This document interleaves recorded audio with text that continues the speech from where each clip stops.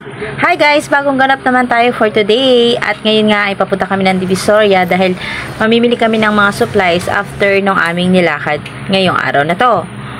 At ito nga ay mga ilang araw, bagong araw ng mga puso. Naku, Diyos ko, ang aming mga dinaanan dito na namumulaklak at namumukadkad ang mga pula.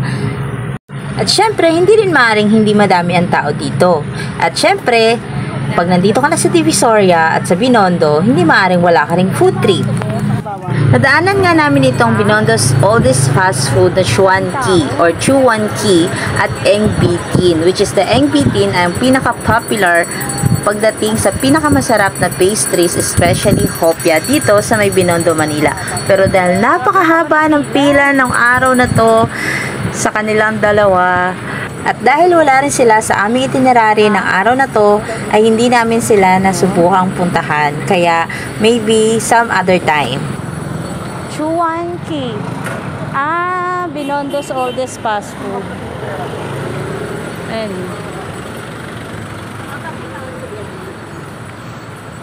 Ayun, haba ng pila din. Oo nga. Daan lang muna kami, hindi kami makikipila. Dito na kami sa Binondo Church.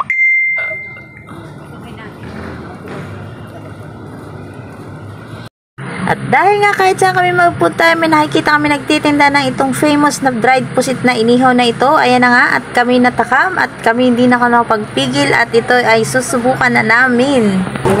Bili kami ng pusit na ihaw dito sa may Divisoria. At pagkatapos nga niyon, habang kami nag-iikot-ikot, nakita namin yung goto. Tapos nung binalikan namin, wala na. Kaya hinanap namin si ate dahil natakam kami sa goto niya. Mukhang masarap. Kaya't ayan na nga, umorder na nga kami at nang kami makalapang na. Yung laman sa akin. Lagyan mo ang tubo sa bawang. Lagyan mo itong bawang maanghang mo. Sa akin walang manghang, tiya. Tapos konti lang bawang. Yan, manghang bawang. Sinundan namin si ate dito. Kanina nandun siya. Nandun siya sa kabila para makakain kami.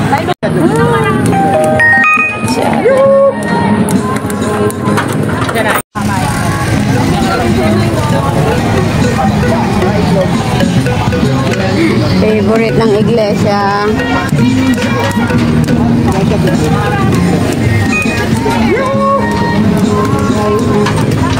Food trip sa Divisoria. Unang subo. Unang subo.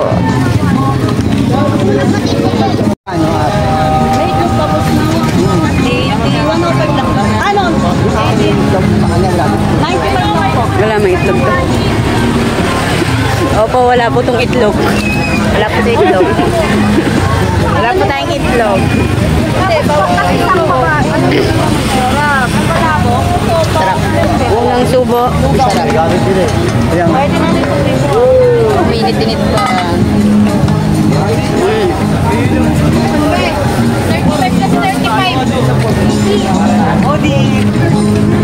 Amoy ka ka. Amoy ka.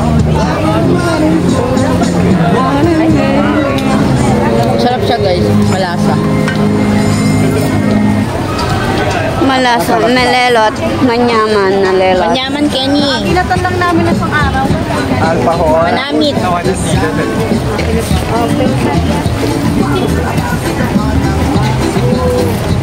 Andun lang yun si ate kanina Oo nga. Tapos hinanap namin. Nagpunta kami dito. Naglalakad yung tindahan natin. Rolling O, tingnan mo, lalakad na ulit siya. After how many minutes? Yung itlog niya pa, naiwan? Naiwan Sabi ko na nga, be. Wala akong miswate. Lugar na may laman. Bulaklak, puso, wala. Tayo mga pang-video na. Hindi ka na makakaalis. Ate pa kayo. Happy birthday, Gwen. We celebrated the birthday ni Gwen dito sa Divisoria.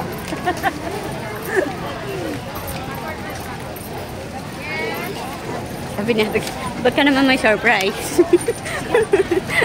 Kaysa ka na kanina ito. Baka may surprise. Kamusta yung handa mo? Lugaw. Lelot, goto. Tayo eh. Mapaling lelot. Hanap po si Neneng B eh.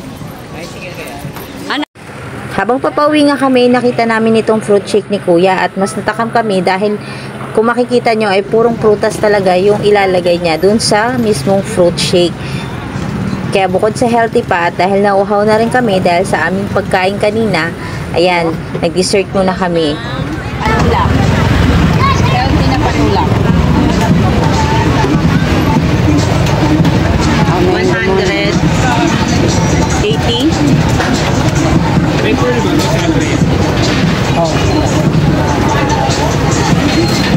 Ayun saan? Okay lang kuya, walang graham. Marami siyang variety of fruits na pwede nyo pagpilian at ang in-order ko dyan ay yung avocado. Masarap din siya guys, kaya kung magagawi po kayo dito, pwede po kayong bumili sa kanila. Magkano po isa niyan? 80. Ito. 180. 80 din yung ako. Same lang ng ano.